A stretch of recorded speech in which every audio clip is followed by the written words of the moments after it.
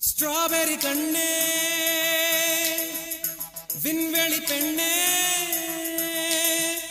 silver spoon கையோடு பிறந்தவள் நீயே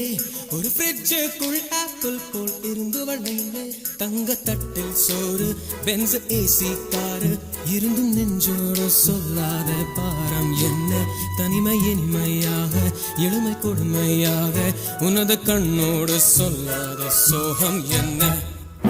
அழகையும் பேரழகையும் எப்படி மறைத்தால் உன் கற்பனைகளின் அற்புதங்களை எப்படி எரித்தால் பிடிக்குமே பைத்தியம் பார்க்கவா பைத்தியம்